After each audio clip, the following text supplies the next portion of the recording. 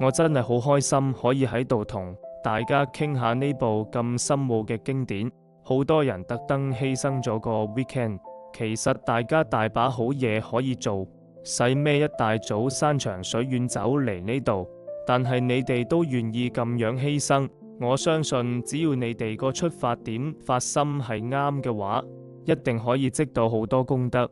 有啲人嚟到呢度可能純粹係因為八卦，有啲人可能係俾朋友夾咗過嚟，或者受人影響，咁樣都好啊，起碼俾到啲壓力我，當係我欠咗你哋嘅業障要還咯。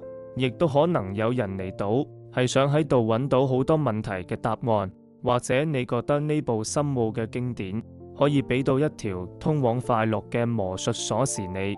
不過我要先提提你唔好抱太高期望，仲有啲人嚟係想攞下加持，唔係攞我嘅加持，而係想攞佛陀親口講過好多次嚟自呢部經本身嘅加持。好多人都信如果同佛法有緣，金剛經可以帶嚟好大嘅加持力。可能有人會諗呢個係宗教講座，應該會聽到好多講是非對錯，教人乜嘢應該做，乜嘢唔好做嘅實用指南。宗教通常都同道德規範掛鈎，我哋對佛教都有呢種期望，好想有人指點下我哋應該點做，呢啲係人之常情。我留意到《金剛經》喺中國嘅大乘佛弟子入面好受歡迎，呢樣係好事。最近我讀緊老子嘅《道德經》，我覺得同《金剛經》好似。不過雖然中國人好中意《道德經》，但骨子裏好似仲係停留喺儒家嗰套思想度。我哋好渴望得到一啲簡單嘅指引，好似好多宗教或者哲學體系咁。我哋好想有人同我哋講，只要你咁樣做嗰樣做，例如有啱嘅見解同行為就可以得到獎勵，好似話可以上天堂咁。呢啲嘢我哋最中意聽。或者佛教應該搞啲簡單嘅規矩俾人跟，例如佛教徒一生一定要去一次菩提迦耶招醒，或者規定佛教徒唔准食雞，印度教唔食牛，伊斯蘭教唔食豬，咁佛教徒就唔食雞啦。再加埋每日祈禱3次，朝午晚各1次，只要做齊呢啲就係佛教徒。如果佛教真係咁簡單，全世界嘅佛教徒肯定會比而家多100倍。但係好彩定唔好彩都好，佛教並唔係咁簡單，佢係非常之多樣化，好深奧，好宏大，簡直係無窮無盡。蘇菩提即係嗰位喺經入面發問帶起成部經嘅人，曾經問過喺未來嘅末法時代，啲人真係接受到呢種教法咩？佛陀就答佢：你點可以問啲咁嘅問題㗎？仲記唔記得？其實好多理由可以證明須菩提係啱嘅。佢呢個疑問非常有價值。當佢問啲人接唔接受到嘅時候，真係問得好。點解？因為呢部經入面講嘅嘢已經超越咗我哋平時諗嘢嘅概念。不過千祈唔好以為係因為呢部經好神聖，所以先超越概念。月稱菩薩講過，一個人起碼要證到初地菩薩，先至有資格去解釋佛經。所以請大家唔好期望我可以逐字逐句幫你解晒成部經。不過我會試下有無住菩薩同蓮花界菩薩嘅注釋入面執啲重點出嚟講下。點解金剛經嘅內容咁難入口？簡單講係因為呢部經話俾你聽，成個佛法基本上就好似一隻安慰劑咁。不過佢係有效嘅，我哋絕對唔懷疑安慰劑嘅作用。但係當你聽到話佛法係安慰劑嘅時候，係咪覺得好驚先？你唔驚咩？我就好驚啦。基本上修行呢條路根本就係一場騙局。我哋咁愛嗰個修道，其實係假嘅。宗教可能會指住第二個宗教話嗰個係假嘅，但係除咗佛教之外，無一個宗教會走出嚟話自己係假嘅。呢個係一個好重要嘅聲明。舉個例，佛陀話：若意識見我，是人行邪道。意思係如果你想透過個樣外想去揾法，你個見解就錯晒。好似我哋呢啲普通讀者聽完即刻會下意識咁諗，咁法一定係有第二種樣咯，唔係畫出嚟雕出嚟或者木頭石頭做嗰啲樣。不過就算我哋熱愛嘅修道係一場騙局，就算佢係安慰劑，佢都係一隻必要嘅安慰劑，一場必要嘅騙局。點解？因為我哋有太多執住、束縛同埋啲衰習慣串習，一定要靠佢去斬斷。中文叫 Dodge Trapper， 梵文叫 Getchakidika， 有好多唔同譯法。中文中意譯做金剛能斷，即係可以斷除騙局嘅金剛。好多藏文譯師就譯做能斷金剛嘅智慧。因為我用開藏文版，所以我今日講嘅係連金剛都可以切斷嘅智慧。講到切斷，就即係話有個問題喺度，有一個要被切開嘅殼或者形象。我哋嘅問題就係我哋所有嘅串習，習性就係問題。有啲好似蛋殼咁脆，輕輕一敲就散，但有啲就硬到死，好似天神因陀羅個法器金剛咁。金剛呢種物質傳說可以摧毀一切，但係冇任何嘢可以整爛佢。就好似金剛咁，我哋有啲習性同執住係硬到你唔信，好似點都搞佢唔掂咁。而呢部經教嘅智慧，連呢種咁硬嘅金剛都可以切斷。有啲污染染污可以切斷，有啲就好難。最主要係睇你對嗰種執住有幾習慣。一開始做新手嗰陣要戒煙戒酒好容易，但如果你一直食一直飲，過咗一陣你就離唔開佢哋啦。唔單止係身體同精神上，連理智上都戒唔到。如果你突然停咗唔飲唔食，去反嗰啲煙酒朋友堆度，你會覺得好唔自然，好唔聚財，根本同佢哋溝通唔到。所以就算你明知煙酒擺明傷身又傷神，你都係停唔到。你食煙飲酒嘅習慣變得非常頑固，不過仲未到金剛咁硬。如果你最後用咗某啲方法，例如睇心理醫生或者做治療，逼自己戒咗之後，會發生咩事？你會因為自己唔食煙、唔飲酒呢個境界而覺得好沙塵、驕傲。喺《金剛經》入面呢種因為戒咗煙、戒咗酒而生出嚟嘅驕傲，就係金剛，佢係最頑固嘅習性。只要你仲停留喺我係一個戒咗煙嘅人呢種狀態，就代表你仲俾食煙呢件事纏繞住。呢部經一開頭就講，你唔單止唔應該食煙，佢仲叫你要超越埋唔食煙呢件事。呢個就係點解蘇菩提會問佛陀，末法時代嘅普通人點接受到呢種教法㗎？呢個真係一個好好嘅問題，係一個好正常嘅疑問。通常大部分人都寧願聽唔好食煙啊，衰習慣嚟㗎，對健康唔好。但如果再聽多啲，例如叫你連戒咗煙嗰種驕傲都要超越埋，我哋就會晒頭。好多人仲會轉頭估估下，咁即係叫我食反煙啊？再舉多個例子，講到地獄道嗰啲痛苦，啲咩俾火燒、俾刀割嘅恐怖情節，大多數人都聽得入耳。我哋會覺得如果行得唔正，就會落地獄，所以最好就乖乖地做個好人。甚至連佛教徒都用呢種方法，將地獄啲恐怖嘢畫喺寺廟出面。不過如果要你理解大乘佛教講嘅，你嗰種憎恨嗰團火，其實同地獄無分別。出面根本無一個實體嘅地獄，呢樣嘢就難明好多。而最難明嘅係，你根本無一種與生俱來嘅憎恨，所以用慈悲去修行，去洗走呢種本來就唔存在嘅恨，其實同食安慰劑冇乜分別。再講，好多人都中意聽佛陀住喺好似西方極樂世界咁嘅地方，我哋中意咁諗，只要向佛祈禱，佛就會降下加持，想要乜就有乜，保佑我哋無災無難。呢套嘢好容易入口，因為當事事順利、心情好嗰陣，我哋去求下佛，其實同身下苦無分別。喺需要人幫嗰陣有個依靠，唔順嗰陣有個對象可以埋怨下，諗落都幾爽。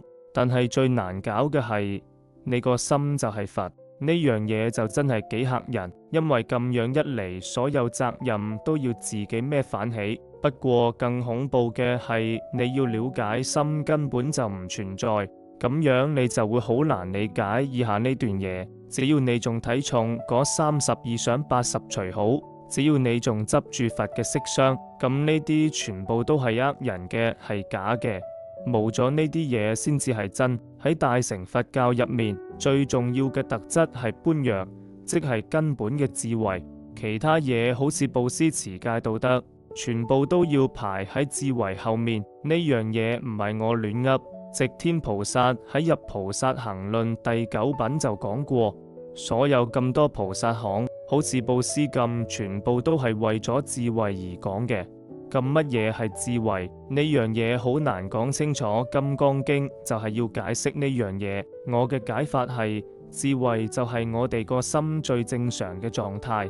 請大家記低呢句，最正常嘅狀態。咩叫正常？要定義正常其實好難。通常我哋望住朵花，諗住呢朵係花，咁就叫正常概念。如果有人行埋嚟食咗朵花，我哋即刻會覺得呢個人要去睇醫生，覺得佢唔正常。同樣地，我哋會覺得心理病吸毒酗酒係唔正常。我哋平時唔係咁樣定義正常咩？用同一個邏輯，如果聖人用佢哋嘅角度嚟望我哋，其實我哋個個都唔正常。點解？因為我哋都有心理病，我哋有貪心、憎恨、妒忌、自大等等，所以透過我哋呢種病態去睇到嘅世界，全部都係唔正常嘅。如果你細心諗下，呢種講法其實好啱。舉個例，你諗下，有人會覺得 Louis Vuitton 咁貴個手袋係物有所值，呢樣嘢唔係好不可思議咩？點解喺中國，尤其係日本會俾人追到咁癲？我哋都唔知點解。如果認真諗下呢種盲目追潮流，其實係有啲唔正常。我哋每日都做緊好多呢類嘢，成千上萬嘅人為咗某啲原因去增肥，又有成千上萬嘅人為咗某啲原因去減肥。呢樣嘢其實好唔正常，但係冇乜邊個可以俾到個好有深度、好有邏輯嘅理由去解釋點解要增肥或者減肥。再舉個例，好似去旅行咁，我哋根本唔知自己去嚟做乜。而家去邊度旅行都好似冇晒特色咁，去到邊都係嗰啲連鎖店 ，Banana Republic、Gap、Starbucks、Body Shop， 全世界都一樣。基本上就好似去咗你自己住嗰個城市嘅另一個角落咁，除咗因為係放假兩公婆多咗時間嘈交之外，根本冇分別。同樣地，商場啲衫件件睇落都差唔多。可能係我唔夠敏感啦，但我真係睇唔出 Kenzo 同 Yamamoto 之間有乜大分別。前幾日我坐喺咖啡店，見到啲人背住我上電梯，我只係見到佢哋個背影，望唔到樣。嗰啲人睇落簡直係一模一樣。所以我哋喺地球上做嘅一啲嘢，喺真正聖者眼中其實好唔正常。例如假設我可以活到80歲，呢個願望已經好大，好有野心啦。但就算我真係活到80歲，即係話我人生已經過咗一半。喺剩返嗰40年入面，我需要幾多條牛仔褲？我想象20條已經夠晒 T 恤，就大概要80件。如果咁樣計，我嘅生活可以過得好平。但係我哋買嘢唔係咁買噶嘛，係咪？有啲人買嘢買到好似自己有10萬隻腳，或者有10萬年命咁。我哋當然可以怪啲廣告公司，但其實係你個心唔正常。當然啦，呢種唔正常對生意係好好嘅。如果人人心理都健康，啲生意就做唔落去，因為邊有人仲會咁樣賣嘢？我要介紹俾你哋嘅係嗰種究竟正常嘅心。有3種方法可以培養呢種智慧。經由聽法，你可以培養到一定嘅智慧。例如你聽到呢啲教授覺得係有道理，呢種就係一種細細地例證式嘅智慧。不過如果你會去思考你聽返嚟同讀到嘅嘢，進而產生更大嘅信心，咁就更好。但係單靠聽同讀產生嘅智慧，同埋靠思考得到嘅智慧，都仲係透過邏輯推埋出嚟嘅，就好似聽醫生建議再自己諗下咁。真正嘅智慧只能夠嚟自禪修。禪修嗰陣，我哋做乜？我哋試下慢慢放手，抌低晒所有參考點，例如見地道果、目標，所有呢啲參考點都要清走。只要你仲有參考點，你就會一直同人比較，而同參考點比較，通常就係你冇安全感嘅源頭。順帶提下，我唔係叫你將個心放空，因為放空呢樣嘢本身就係一個參考點。我嘅意思係唔好俾啲參考點捉住或者困住。等我哋由呢部經個名開始講起，《金剛經》喺度，我譯做能斷金剛嘅智慧，佢亦都叫做《金剛般若波羅蜜經》。呢300幾偈嘅經文好短，目的係想等跟隨者可以容易啲讀，容易啲抄同埋保存。呢部經係由阿難陀講如是我聞一時開始。如是我聞呢句好重要，一方面呢句證明阿難陀係個證人，同時佢講如是我聞，亦都係表明佢嘅解釋唔係出自佢自己嘅證量，佢只係重複緊佛陀講過嘅嘢。仲有佢話係聽返嚟嘅，即係佢都冇宣稱自己已經完全明晒。你哋要記住呢部係大乘經典，但講嗰個人係聲聞。阿難陀唔係大乘弟子，佢係聲聞。好奇怪，我哋大乘弟子有時會睇唔起聲聞乘，叫人哋做小乘，但如果冇咗佢哋，我哋所有經典都唔會存在。例如《心經》都係有另一位聲聞舍利子講出嚟嘅。如是我聞一時講得好準確，即係話呢個唔係一個模糊嘅場合，而係喺特定時間、特定地點發生。呢度指嘅地點就係祇樹給孤獨園。喺呢個院入面有一片林叫祇樹林。呢個院喺舍衛國，大家相信佛陀喺舍衛國留得最耐。當時除咗阿難陀，仲有1250個大比丘喺度，唔單止有聲聞比丘，仲有好多大菩薩。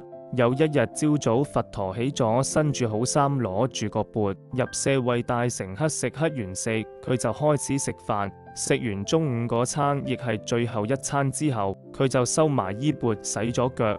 呢啲全部都係象徵性嘅教授，係為咗帶出呢個深奧教法嘅氣氛。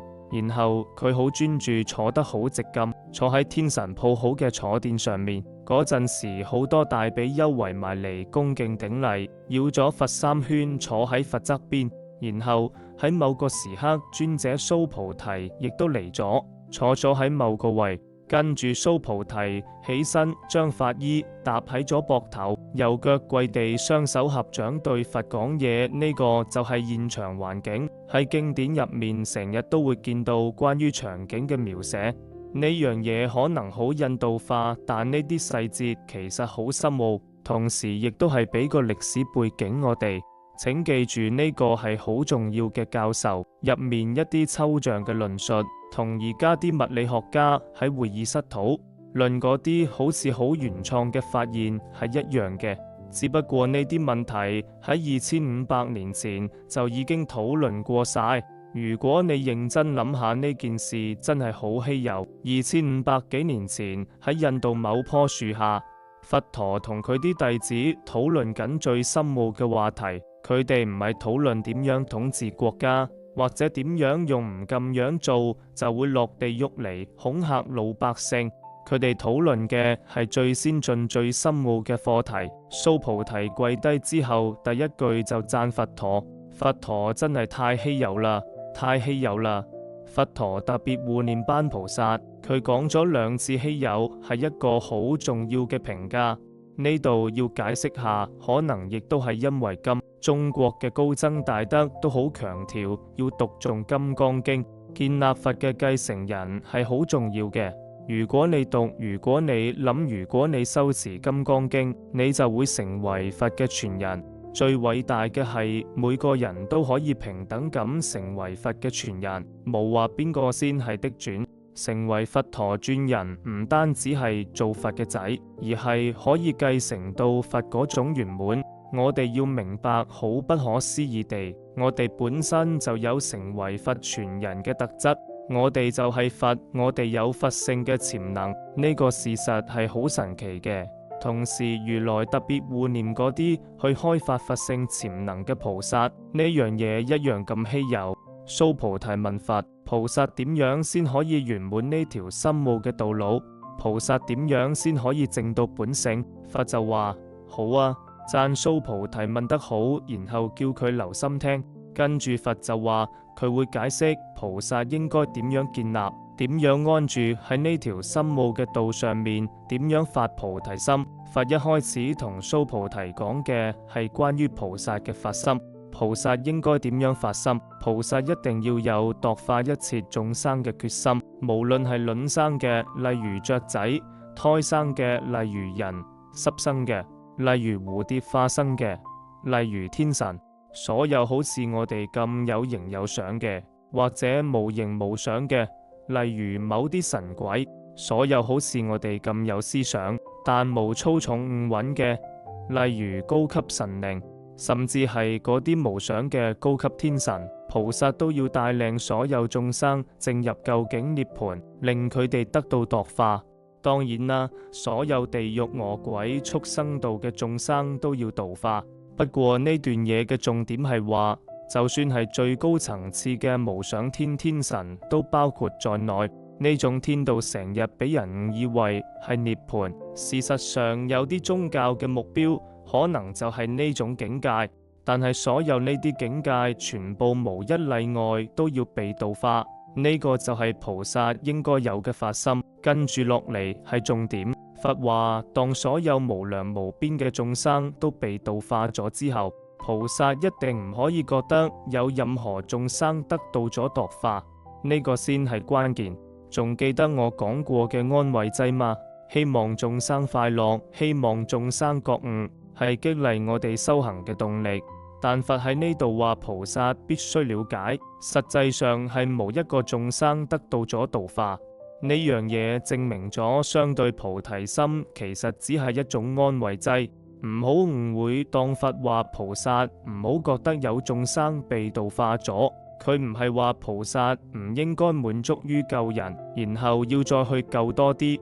佢係話，如果一個菩薩仲見到有一個真實存在嘅我，一個真實存在嘅人，一個真實存在嘅眾生，咁呢個菩薩嘅見解就錯晒。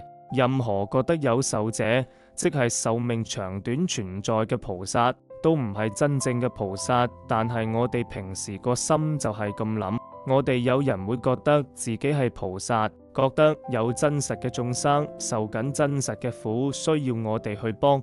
不過如果一個菩薩執住或者死守住眾生係一個實體呢個念頭，咁呢位菩薩只係喺度積聚緊痛苦嘅因。事實上，我唔存在，人唔存在，眾生唔存在，亦無乜嘢係壽者。咩係我？我只不過係貼喺幾個雲組合而成嘅嘢上面嘅標籤咋。舉個例，一張有腳有面，仲有其他零件合埋一齊，符合咗我哋嘅概念，我哋就叫佢做人係咁，眾生都係咁。除咗係個標籤之外，壽者根本唔存在。我哋生命中嘅前一秒已經過咗去，例如頭先我哋休息嗰陣已經過咗去，永遠過咗去，佢已經唔再係一個實體。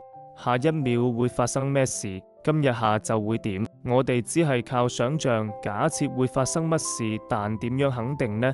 件事都未發生。當我哋講壽者，我哋係講緊長壽。我哋相信長壽係咪？如果唔係，點解我哋會信為他命同人心？但真相係我哋只係喺度幻想，就好似幻想今日下晝個計劃咁。呢個就係點解菩薩度化眾生嗰陣，一定要知道根本無人或者眾生被度化。再講多一次，當菩薩悟到無真實存在嘅眾生被度化，呢樣先係究竟菩提心。呢樣嘢唔係一種否定，如果是否定嘅話，即係代表本身有眾生可以俾你否定，菩薩亦都唔係抌低眾生。如果是抌低嘅話，即係代表有眾生可以俾你抌低。所以佛喺《金剛經》入面講，菩薩要有度化所有眾生嘅心，唔只係雀仔人類，而係所有生物，包括無想嘅天神。但係菩薩一定要明，冇一個真實存在嘅眾生被度化，呢個先至係究竟菩提心。同樣地，舉個例，當菩薩俾一粒銀錢一個乞兒，呢個布施嘅行為一定要基於一種理解，就係根本冇一個真實存在嘅對象可以俾你布施。就算係禁菩薩，仲係會俾呢粒銀錢。佛從來冇話我哋唔應該咁做呢樣嘢，其實好深奧，出離心都係一樣。出離嘅標準概念係知道執住係無用嘅，係無本性嘅，所以要擺脫佢哋。例如細個嗰陣，我哋覺得玩沙堡、玩玩具好開心，但到咗10幾歲就覺得好無聊，因為知嗰啲係假嘅。細路仔玩具俾溜冰鞋、滑板闊袍大袖嘅牛仔褲取代咗。到咗成年，我哋發現滑板都冇用，所以就帶勞力士買名車鑲金牙。但到咗80歲，你發現呢啲都冇用，到嗰陣可能一條布或者一對筷子已經令你幾開心。知道自己對舊玩具厭咗係一種好重要嘅出離，但唔只係呢種出離，我哋講緊嘅係無嘢可以出離嘅出離，呢樣先係最偉大嘅出離。所以當我哋整爛個沙堡嗰陣，我哋其實並無摧毀到一座真正嘅城堡。同埋布施嗰陣，其實並無一個真正嘅乞兒可以俾你施予。唔知點解我哋跌咗入錢同財物係好重要呢個觀念度，但其實只係人類嘅心決定咗錢同財物係必需品。例如而家我哋個心覺得石油好重要，因為要開車要坐飛機，但可能50年後我哋會覺得水先係最重要。可能為咗水而打仗。你睇我哋加喺石油、金錢、金子、鑽石、房地產上面嘅價值，只不過係我哋嗰粒受污染嘅心加上去嘅。喺實相入面，石油同水根本超越咗呢啲價值，所以修布施嘅菩薩一定唔可以住想，唔可以執住喺星美呢啲嘢度，甚至唔可以執住喺布施呢個想度。點解？因為如果菩薩修布施嗰陣，仲係渴望或者依賴住個想，咁呢個菩薩就仲喺度計緊數。如果菩薩仲喺度計數，就代表佢仲有個參考點，好似喺度等緊終點線咁。而咁樣就代表緊痛苦，代表緊競爭同焦慮嗰種痛苦。佛陀問蘇菩提：你覺得東方嘅虛空可唔可以量度得到？蘇菩提話唔可以。佛陀接住問：咁南西北方嘅虛空又量唔量度到？蘇菩提都話唔可以。佛陀就話：蘇菩提，如果一位菩薩布施嗰陣唔執住喺量度，唔執住喺任何想或者終點線，咁呢種布施就係我哋所講嘅無量布施。佢得到嘅結果係無量嘅，根本計唔到咁多。呢個唔係玩文字遊戲，而係一個關於量度嘅重要教學。通常喺宗教思維入面，我哋好中意計住。例如果我捐錢俾窮人，下一世就會發達。我哋成日有個界線，有個車道喺度，仲有其他量度方法，好似話捐1蚊不如捐100蚊咁大方。又或者覺得捐錢同菩薩捐自己嘅血肉嚟比，簡直係微不足道。我哋個腦好似有個磅咁，成日喺度稱重量。只要你仲喺度稱重量，喺度量度緊，你就會永遠覺得自己係有限嘅。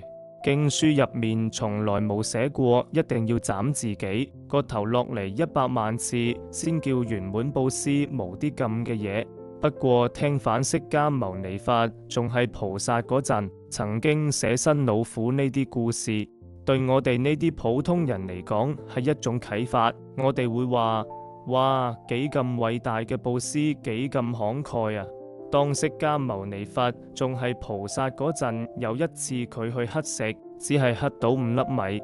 喺回程路上面，佢遇到迦葉佛，佢就將呢寶貴嘅5粒米向迦葉佛嚟做供養。通常如果啲米咁珍貴，我哋可能會用張紙包好，親手交到對方手上，仲要確定對方會好好咁用。但係佛陀當時只係將啲米向半空，因為見到迦葉佛俾咗佢好深嘅啟發，出呢5粒米已經係佢可以做到最好嘅供養。據講，因為呢份功德，佢後來成為咗轉輪聖王，即係好偉大嘅宇宙之王。我哋喺度講緊嘅係最頂級嘅布施。要注意一樣嘢，佛陀唔係叫你唔好布施，你唔可以諗，既然無嘢可以布施，咁我就唔使做啦。如果你真係悟到無嘢可以布施，你又點會生出唔使做呢個念頭呢？所以佛陀最後同蘇菩提講，菩薩要將個心安住喺呢個教授上面。跟住佛陀問蘇菩提，可唔可以用身想見到如來？身想即係指佛陀頭頂嗰個玉髻、金燦燦嘅身體等等。蘇菩提話唔可以用身想嚟見如來。今次其實係蘇菩提教返我哋轉頭。咁呢啲相係乜呢？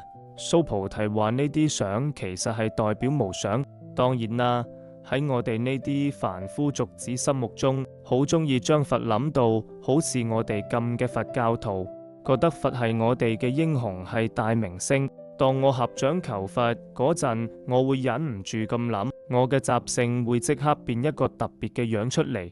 喺我角度睇，係一個所謂靚嘅樣。例如32相入面有一種說法，話佛陀身體嘅高度同闊度係一樣嘅。呢樣嘢好難想象，如果真係咁樣望過去，佛咪好似個箱咁，好似個好肥嘅人咁。仲有好多呢啲奇奇怪怪嘅嘢，好似話佛陀嘅耳珠長到掂到膊頭呢樣嘢，好難想象。又話佛陀手指之間有網，就算我哋講到好詩情畫意，話嗰啲係會發光嘅網，都冇乜用。其實即係好似鴨脖咁。仲有話佛陀嘅指甲好似銅金色。如果佛陀中意佢條脷可以遮住自己成塊面，好多呢類嘢其實已經超越咗我哋嘅認知。不過或者我不應該話超越我哋，呢啲尚好，其實係一種不可思議嘅象徵性教學。我哋個心好複雜，佛陀作為我哋嘅參考點，係一個理想榜樣。佢同我哋唔係完全無關係，而係有啲共同點。同時，既然佢係我哋嘅理想，佢理應比我哋優秀。如果唔係，佢同普通人有咩分別？我哋點解要跟佢？所以佢一定要比我哋好少少，或者起碼好一半。呢度就係最矛盾嘅地方。我哋到底想要乜？其實我哋自己都唔知。有時我哋想佢同我哋差唔多，咁樣我哋先可以同佢傾偈，同佢溝通。但如果佢同我哋太似，我哋又唔會覺得受啟發。如果佢完全超越咗我哋，佢又做唔到我哋嘅參考點，咁我哋到底跟緊邊個？好多宗教相信神係見唔到嘅，神係無想嘅。喺佛教入面，我哋講無想之想呢樣嘢好重要，因為如果你想做一個理想主義者，起碼你要有一條橋。呢個就係點解如來講到身想，佢其實係指無想。佛陀接住話，如果唔係咁，只要你有一個可以認得出嘅相，無論係咩特徵，全部都係假嘅。呢個就係金剛乘最有幫助嘅地方。有啲聲聞乘或者純粹嘅大乘佛教徒可能唔明點解金剛乘嘅佛會有6隻手、6條腿等等。金剛乘嘅辯解係佛唔受相嘅限制，所以佛亦唔受得2條腿、2隻手嘅限制。呢樣嘢唔係話真實嘅佛陀真係有6隻手，而係話喺相對上佛陀可以被睇成2隻手，亦可以被睇成6塊面、6隻手。我哋要超越呢啲相。當我哋嘅覺悟超越咗最短同最長，我哋就係講緊無想。當你可以見到想嘅無想本質，你就可以見到如來。呢個時候，蘇菩提問佛陀：喺未來嘅末法時期，普通眾生真係明白呢套道理，仲對佢有信心咩？佛陀就話：唔好咁講，如來入滅之後好多年，仲會有眾生識得欣賞呢啲深奧嘅教授，會有眾生聽咗呢啲說話之後生起信心。須菩提，你要知道，呢啲人唔係只喺一位佛面前種過善根，而係喺好多好多位佛面前種過。蘇菩提，將來任何人聽見呢啲教授，就算只係一那生起清淨嘅信心，如來都會知道呢個人。所以任何人就算只係得1秒鐘，對呢種無想不可量度產生信心，甚至只係喺一那起咗個疑情，覺得或者呢啲嘢係真嘅呢，呢個人就已經成為佛嘅傳人。點解？因為呢個人唔會再被限制喺嗰種輕重量到我人眾生或者受者嘅框框入面。呢類眾生就算得一那嘅信心，佢都唔會再被法或者非法、戒律、道德、對錯呢啲概念困住。只要我哋仲困喺法同非法做啱定錯嘅事，我哋就仲困喺我人眾生受者入面。金剛經係最高級嘅經典，即係唔需要再解釋嘅經典。佢同阿彌陀經唔同，嗰啲經會講你去到邊度都會有蓮花開，你會喺花入面重生之類嘅嘢。佛陀問咗蘇菩提2個好重要嘅問題。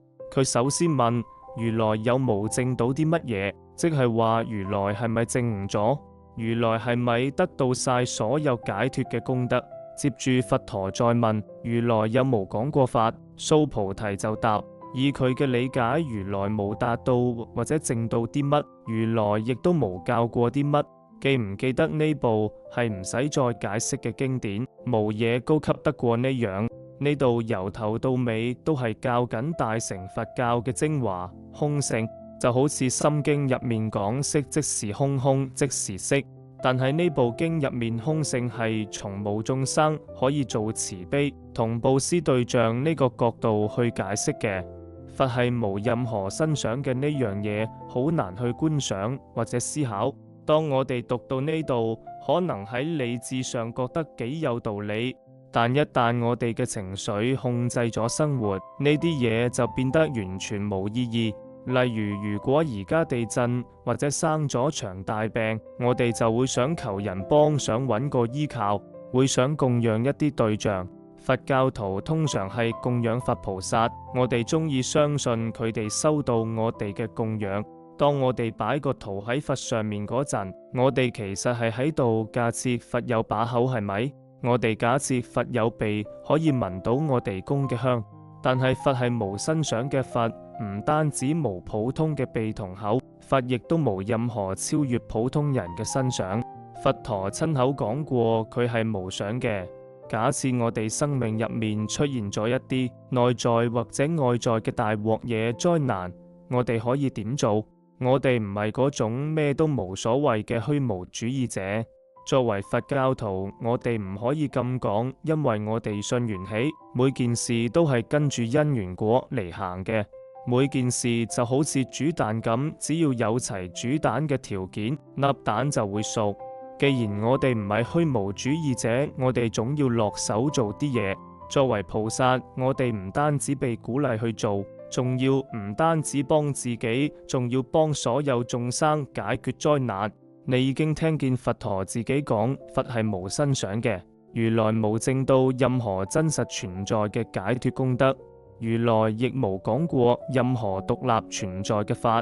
如果係發脾氣呢啲個人小問題，我哋只可以用禪定嚟控制怒氣，但係我哋冇能力去阻止地震，所以本能上我哋會求佛保佑，將我哋從天災入面救出嚟。咁樣究竟係點樣運作嘅呢？我哋想祈禱係因為我哋冇其他辦法搞得掂個災難，我哋想靠一個比我哋強大嘅對象，但係呢個全能者根本冇身體或者精神上嘅存在。呢個對象既唔係正悟，亦唔係唔正悟，因為呢個對象根本就唔存在。呢樣係佛陀自己講嘅，我哋係咪俾人考起咗？但係我哋係咪真係被卡住咗呢？根據《金剛經》絕對無。透過聽諗，特別係去修持無上佛嘅智慧，明白佛即是空，空即是法，離開晒所有極端。呢個就係切斷或者洗走所有染污習慣最勁嘅方法。呢啲習氣先至係造成我哋外喺內喺秘密所有災難嘅根源。呢個就係佢運作嘅原理。假設發生地震，我哋可以讀、可以諗、可以修持《金剛經》。或者如果你唔係一個醒目嘅佛教徒，你可以幻想佛陀真係喺嗰度，好似蘇眉山咁大。地震嗰陣，佛陀一手捉住台灣，唔俾佢震。不過呢個唔係最醒目嘅諗法。老實講，如果你咁樣做蘇菩提，可能唔係好開心，或者只係得嗰少少開心。最好嘅方法係聽諗，特別係去修行嗰個無想嘅佛。呢種方法先真正可以洗走晒所有染污。通常如果我哋問一位哲學大師，好似孔子咁，有冇教過啲乜？我哋會答有啊。如果再問佢教咗啲乜，我哋會話佢教咗呢樣嗰樣，仲有呢啲同嗰啲。呢樣嘢顯示出我哋有一套見解或者一套行為規範，係咪？但當佛陀問如來有冇講過法，須菩提竟然答無。換句話講，佢係話佛陀根本冇任何見解。呢樣嘢好重要。大乘佛教其實係一種無哲學嘅哲學。所謂見解其實係一種決定，一個結論。咁即係話有個人喺度做緊總結，做緊決定，有個主體喺度。只要你有見解，有結論，你就實有個參考點。佛陀最特別嘅地方就係佢無見解，或者我哋可以話佢擁有一種無見解嘅見解。不過無特定見解唔代表可以亂咁嚟，中意做乜就做乜，唔係呢個意思。再講話中意做咩就做乜好容易，但要真係做到就難啦，因為我哋受太多禁忌同執住限制住。我懷疑呢間房入面有冇人真係有吉士膽量去隨心所欲，因為我哋個個都仲有執住。好多教法睇落好似道德規範咁，例如唔好殺生、唔好偷嘢、唔好大話。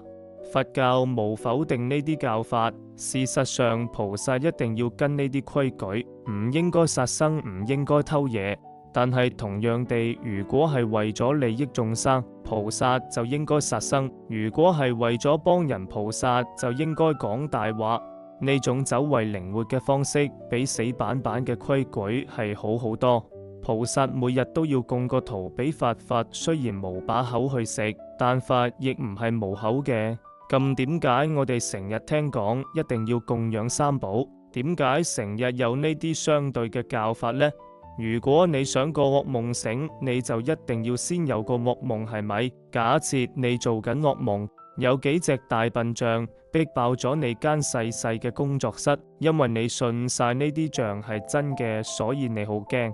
做呢種噩夢嘅有兩類人，第一類人喺夢入面有人行埋嚟同佢講，呢個係夢嚟嘅咋，如果唔係啲大象點會塞得入你間房啊？呢個人就醒咗。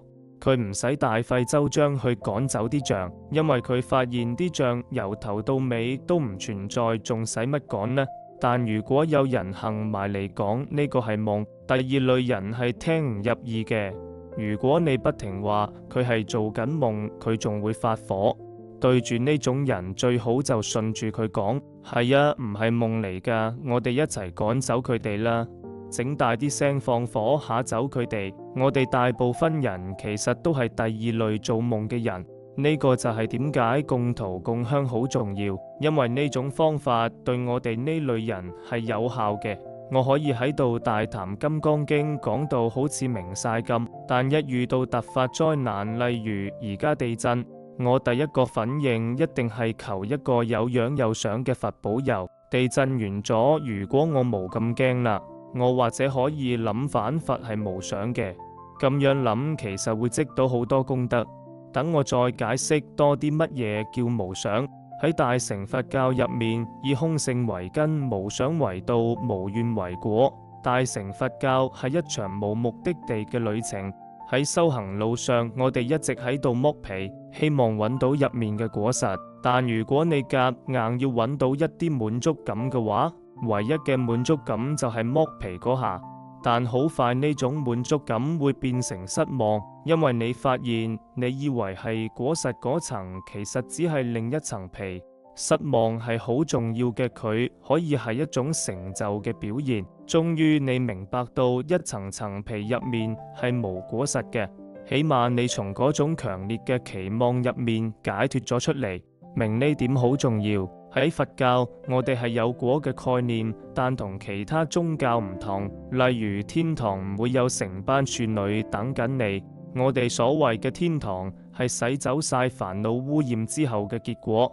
簡單講，一般佛教徒，特別係大乘嘅，唔係想得到或者建造啲乜，因為我哋本來就已經有晒，我哋係要做減法。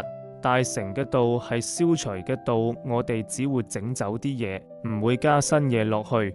例如梵文瞓呢個字，即係覺醒，覺醒係整走咗睡眠之後嘅結果。你整走咗睡眠就係覺醒，而唔係話要先停咗睡覺，然後再去揾個叫覺醒嘅嘢。同樣道理，我哋抹窗係為咗整走啲灰塵。你可以話抹乾淨咗塊玻璃係做咗一個乾淨嘅窗，但講到成佛，我哋唔係講一個乾淨嘅窗，亦唔係講一個污糟嘅窗。成佛係喺窗變污糟之前，亦係喺變乾淨之前嗰種狀態。呢個就係點解我哋聽講佛係無身想等等。而家佛問蘇菩提，如果有人用多到可以填滿3000大千世界嘅七寶、金銀珠寶去布施，佢得到嘅福報同功德多唔多？蘇菩提話多啊，呢種福德大到連如來都量到唔到。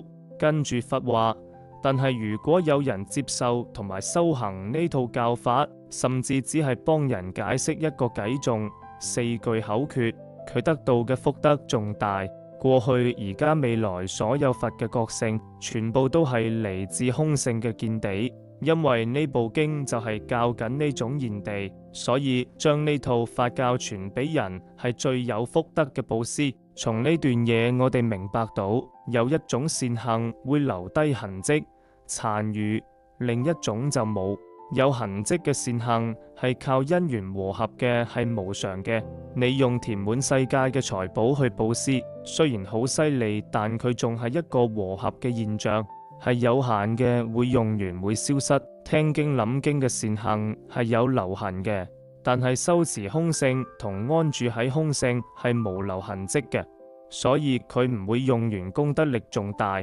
佛唔係否定或者唔鼓勵你去做嗰啲有留痕嘅功德，佢只係指出兩者嘅分別。事實上，好似供養珠寶呢類善行仲係好重要，因為佢會令我哋個心變開放，去迎接嗰種無留痕嘅善行。例如我哋肯花錢買花供佛呢樣嘢，就係一種犧牲，係一種整走執住嘅練習。假設我哋好孤寒，一毫子都唔捨得花，但最後我哋都肯花幾蚊買花供佛。每一次做呢種練習，就係打開緊我哋呢個容器，令我哋可以更明白乜嘢係空性，亦即係嗰種唔留痕嘅善行。慢慢我哋會更明白，實質上無嘢係值得執住嘅，就好似夢入面根本無大笨象需要去驚一樣。通常聲聞乘將修行分成4級，喺大乘入面就講初地到10地，但喺一般佛法教導入面會提到蘇陀洹、斯陀含、阿那含同埋阿羅漢。佛問蘇菩提，蘇陀洹會唔會咁諗？我證到入流嘅果位啦。蘇菩提話唔會，因為入流聽落好似有個人入咗個流金，但實際上根本冇一個流俾你入。點解無流？因為無色聲香味觸法嘅流。心經話色即是空。蘇陀洹去到呢個境界嗰陣，悟到所有嘢都唔係獨立存在嘅。既然冇呢啲流，仲邊有嘢俾你入？所以無所謂入流呢件事。當菩薩明白無流可入呢樣嘢本身就係入流，我哋好多人以為菩薩證到邊一地會有個頒獎禮，好似授勳咁。好多人覺得上一地就係升職，人嘅心就係中意呢啲等級制度。但實際上，當你明白所有法都唔存在，無流可入呢個就係入流。佛陀又問斯陀含會唔會諗我證到一往來果啦？蘇菩提又話唔會，因為斯陀含意思係你只係去咗一次涅槃，然後又返嚟輪迴，但係根本無涅槃可以去，亦無輪迴可以返。既然無去無回，亦無邊個去邊個回，證到咁樣嘅菩薩就叫一往來。呢個係標準答案，但道理好深。記唔記得頭先講抹窗？個個都中意抹窗，但冇人認真諗下污糟同乾淨之前塊玻璃係點，嗰種原始狀態先係重點。喺輪迴之前，喺涅槃之前，當我哋一講輪迴同涅槃，我哋個心已經行開咗一步啦。如果你細心諗下，你會發現喺我哋心目中，好多時所謂嘅涅槃根本唔係真正嘅涅槃，只係一個更高級、更精緻嘅輪迴，咁樣仲大鑊。跟住佛問：你覺得去到阿那含最高境界嘅菩薩會唔會諗我證到不來果位啦？蘇菩提答：唔會。所謂不來係因為根本無一個世界俾你返嚟。當一個菩薩明白無世界可以返，亦無人返嚟，呢個其實就係不來嘅境界。佛問蘇菩提：阿羅漢會唔會諗我證到阿羅漢道啦？阿羅漢道就等同證悟，等同成佛。蘇菩提話唔會，因為根本無一個獨立存在嘅嘢叫阿羅漢道。點解？因為如果阿羅漢諗住我證咗道，咁佢仲有我人眾生壽者呢啲概念做參考點。但係阿羅漢嘅意思係破敵，呢度嘅敵人就係煩惱。如果一個阿羅漢仲有我嘅念頭，咁呢個念頭就係煩惱嘅根源。既然阿羅漢已經整走咗我嘅概念，佢就絕對唔會諗我證咗道。